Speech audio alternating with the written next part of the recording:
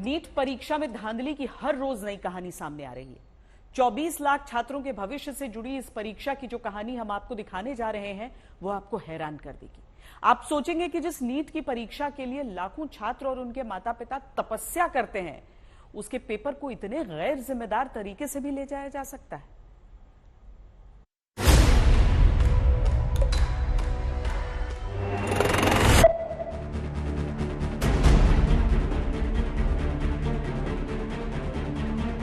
क्या इसी जले हुए पेपर के आधार पर सीबीआई बहुत जल्द नीट परीक्षा में धांधली के सूत्रधारों को सलाखों के पीछे पहुंचा देगी? क्या देश में सबसे सुरक्षित परीक्षा करवाने का दावा करवाने वाली एजेंसी एनटीए ने जब नीट की परीक्षा करवाई तो क्या ई रिक्शा में वो प्रश्न पत्र भेजे गए जिस पर 24 लाख से ज्यादा बच्चों का भविष्य निर्भर है? क्या नीट परीक्षा का पेपर झारखंड से लीक होकर पटना और फिर न जाने कहां पहुंच गया? ये जला हुआ पेपर पटना के इसी फ्लैट से मिला था। ये फ्लैट पर्चा लीक करवाने वाले मास्टरमाइंड अमित आनंद का है, जो अपना जुर्म कबूल कर चुका है।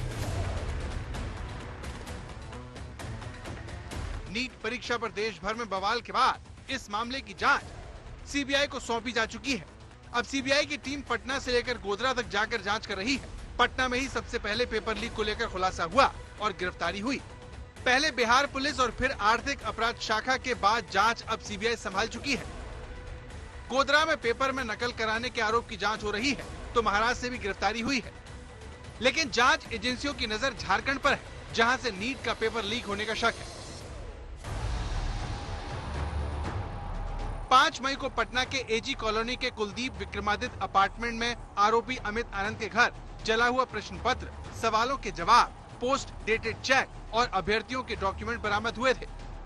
नीट पेपर लीक से जुड़े इसी मामले में सीबीआई की टीम निश्चित तौर पर जांच करते हुए झारखंड के हजारीबाग तक पहुंचेगी, क्योंकि पटना में जो पेपर जलाया गया उसका कोड झारखंड के परीक्षा केंद्र के होने का दावा होता है।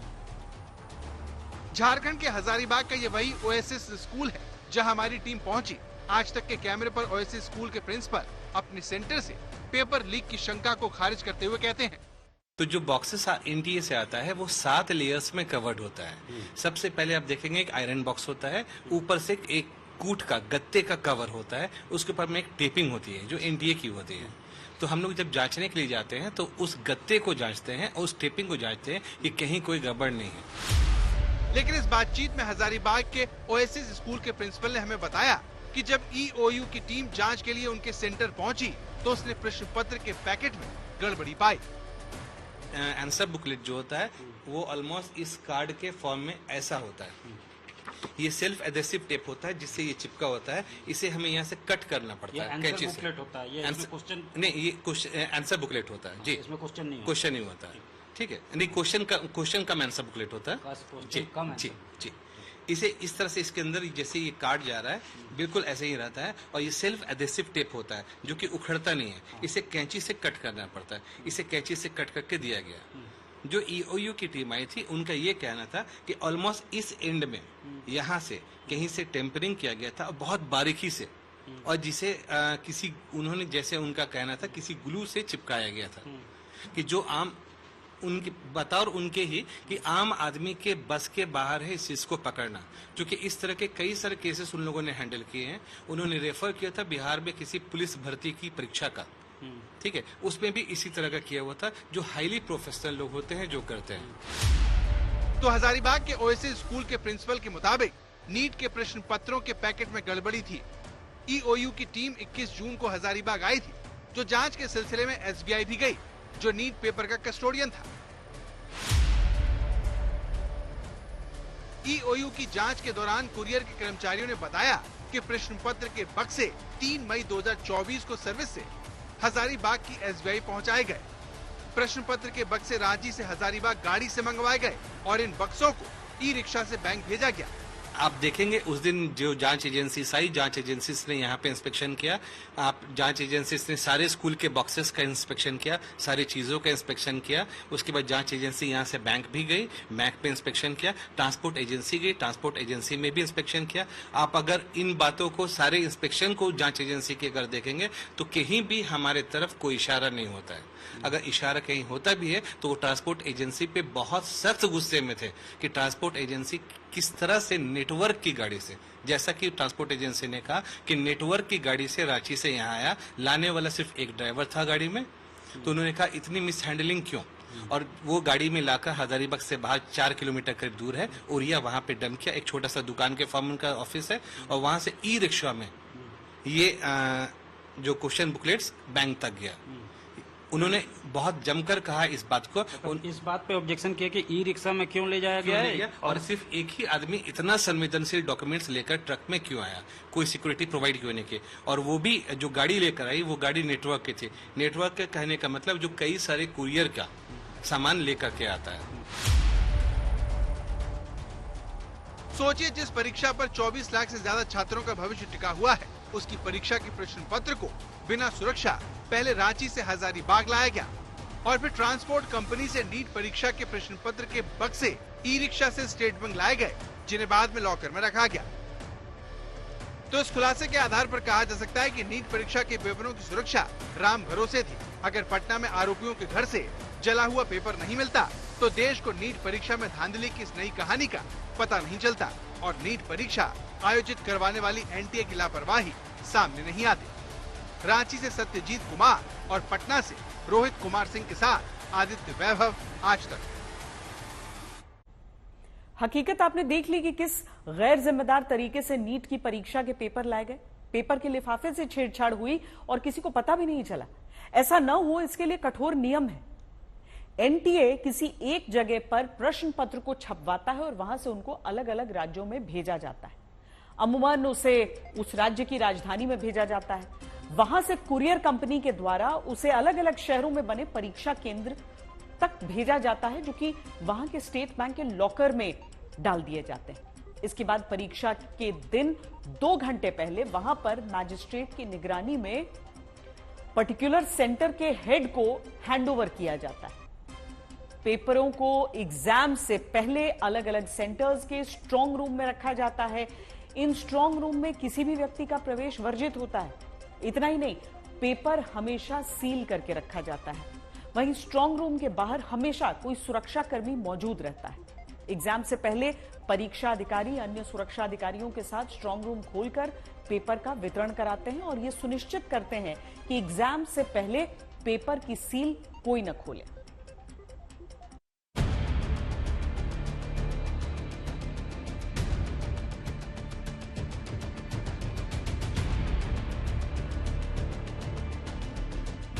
संसद से सड़क तक नीट परीक्षा पेपर लीक का मामला छाया हुआ है। सरकार विपक्ष के निशाने पर है। दुनिया के सबसे तरक्की के रास्ते पे ले जाने की बात कर रहे हो, वहाँ पेपर लीक हो रहा हो। आप पेपर लीक जानबूझकर करा रहे हो, जिससे नौजवानों को नौकरी और उनका आरक्षण उनको न मिल जाए। देश में बच्चों के भविष्य के साथ खिलवाड़ करने वाली एनडीए सरकार और हर तरह के परीक्षा का क्वेश्चन आउट हो जाना, ये नियति है कि ये साजिश है।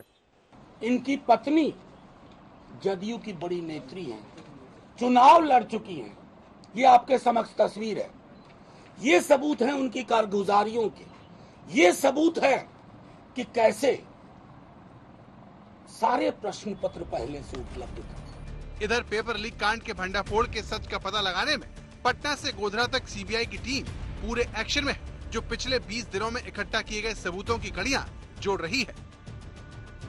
पटना की तरह गोधरा, नालंदा, नवादा, गया, दुमका, हजारीबाग, देवघर, रांची और लातूर में नीट परीक्षा पेपर लीक मामले में जांच हो रही है।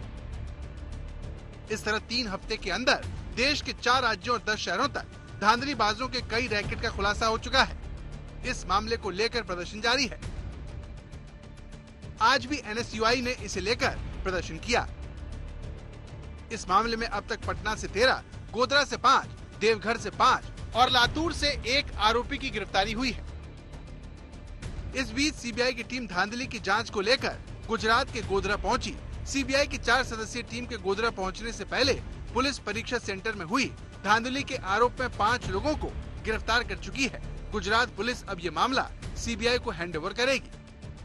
बिहार के पटना, झारखंड के हजारीबाग, हरियाणा के झज्जर और गुजरात के गोधरा के बाद अब महाराष्ट्र तक नीट परीक्षा में धांधली को लेकर कार्रवाई दिखने लगी है। महाराष्ट्र के लातूर में भी नीट परीक्षा के दौरान गड़बड़ी की आशंका सामने आई है, जहां जिला परिषद स्कूल के प्रिंसिपल को इस मामले में गिरफ्तार किया गया, जबकि 2 टीचर समेत 3 लोगों की तलाश है। लातूर में आरोप है कि सरकारी स्कूल के प्रिंसिपल और टीचर मिलकर नीट परीक्षा करवाने का रैकेट चलवा रहे थे। इससे पहले 22 जून को नांदेड़ एटीएस की टीम ने 2 शिक्षकों से पूछताछ की थी। जांच और धरपकड़ का ये सिलसिला अभी शुरू हुआ है। नीट पेपर लीक कांड के बाद एनटीए के डीजी को हटाया जा चुका है। एनटीए ने नीट में ग्रेस मार्क पाने वाले 1563 परीक्षार्थियों के लिए दोबारा परीक्षा करवा ली है। हालांकि नीट पीजी की परीक्षा भी स्थगित कर दी गई है। एक तरफ देश भर के शहरों में छापेमारी हो रही है, आरोपी गिरफ्तार हो रहे हैं, हजारों छात्र और संगठन नीट की परीक्षा को रद्द करवाने की मांग कर रहे हैं। लेकिन एक बड़ा तबका उन छात्रों का भी है जो नहीं चाहते ये परीक्षा दोबारा हो। वो कहते हैं हमने पूरी मेहनत से ये परीक्षा दी है और हमारी क्या गलती कि हमें दोबारा परीक्षा देनी पड़े।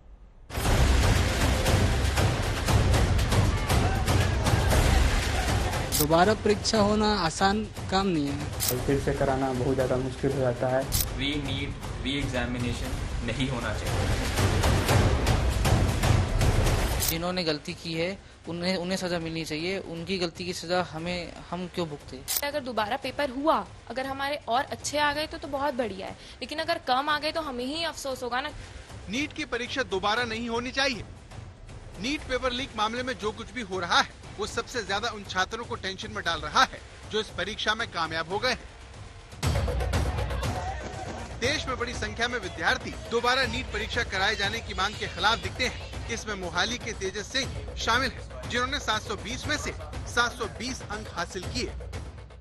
री एग्जामिनेशन नहीं होना चाहिए बिकॉज फ्यू इरेगुलरिटीज की वजह से जो डिजर्विंग स्टूडेंट्स हैं उन पे बहुत इफेक्ट पड़ेगा। जो उनकी 2 साल की मेहनत है उस पे पानी सारा फिर जाएगा। ऐसी परेशानी महासमुंद के इन 2 विद्यार्थियों की भी है जो किसी भी हालत में दोबारा परीक्षा नहीं चाहते। हमारी मांग ये है कि जिन्होंने गलती की है उन्हें सजा मिलनी चाहिए। उनकी गलती की सजा हम क्यों भुगते। हमने 2 साल से इतनी लगन से दिन रात एक करके मेहनत की है और अब हम 1.5 महीने से उस रूटीन से बाहर आ गए हैं। अब जो पढ़ाई का माहौल था, एक माइंडसेट था, वो अब नहीं है। हमारे 2 साल की मेहनत के बाद भी अगर हमें ऐसा मिल रहा है, अगर वापस से रीनीट हुआ तो इससे हमारा ही घातक है। क्योंकि अगर मान लीजिए अगर उससे भी कम आया तो फिर हमें तो अफसोस होगा ना, क्योंकि हमें अभी हमें हमारा मनपसंद कॉलेज मिल रहा है तो फिर अब वो नहीं मिल पाएगा। तो जहाँ गलतियां हुई हैं आप वहाँ देखिए ना, हम क्यों भुगते उन गलतियों को। 5 मई को नीट की परीक्षा हुई और 24 जून तक आते आते इसकी जांच सीबीआई के हवाले हो गई। इस मामले की कहानी में कई पेच हैं और साजिश के तार हैं, जिन्हें सुलझाने के लिए एजेंसियां जुटी हुई हैं और देश इंतजार कर रहा है। आज तक ब्यूरो।